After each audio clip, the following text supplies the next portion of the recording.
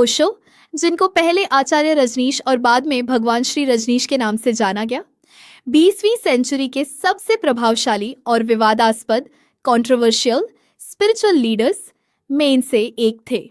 उनका जीवन दर्शन, उनकी बातें और उनका तारिका बिल्कुल हटकर था। यहाँ उनका पूरा परिचय विस्तार से है। असली नाम चंद्रा मोहन जैन, जन्म 11 दिसंबर 1931, कुचवाड़ा, मध्य प्रदेश, भारत। उनका बचपन उनके नाना नानी के साथ बीता, जिन्होंने उन्हें पूरी आज़ादी दी। बचपन से ही वो बहुत विद्रोही, रिबेलियस और सवाल पूछने वाले स्वभाव के थे। उन्हें मौत, डेथ के विषय में गहरी रुचि थी।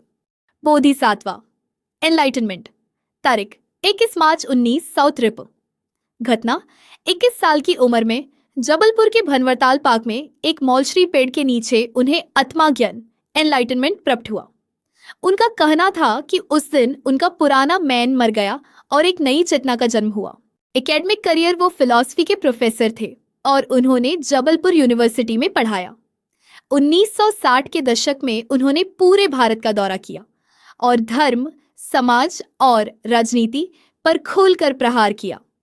उन्होंने गांधी और सोशलिज्म की भी कड़ी आलोचना की, जिस वजह से वो द रिबेलियस आचार्य के रूप में मशहूर हुए। पुणे आश्रम और नेयो संन्यास 1974 में उन्होंने पुणे में अपना आश्रम स्थापित किया।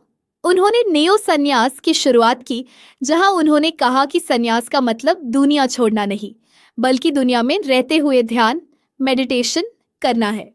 उन्होंने डायनेमिक मेडिटेशन जैसे नए तरीके इजाद किए जो मॉडर्न इंसान के तनाव, स्ट्रेस को ध्यान में रखकर बनाए गए थे।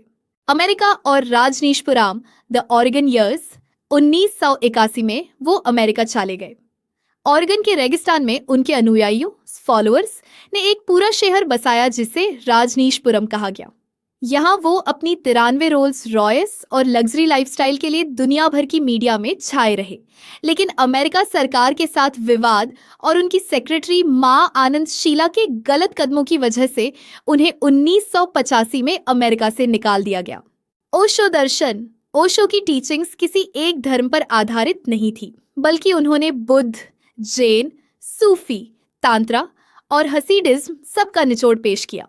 जोरबाद बुद्ध, उनका मानना था कि इंसान को जोरबा, जो दुनिया के सुख भोगे, और बुद्धा, जो अंदर से शांत हो, दोनों का मिश्रण होना चाहिए, संभोग से समाधि की। और उनकी इस किताब ने सबसे ज्यादा विवाद पैदा किया, जहां उन्होंने कहा कि सेक्स को दबाने के बजाय उसे ध्यान का जरिया बनाना चाहिए।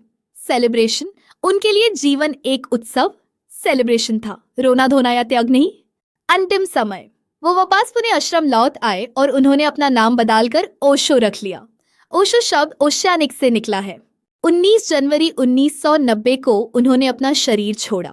उनकी समाधि पर लिखा है, never born, never died, only visited this planet earth between December 11, 1931 to January 19, 1990।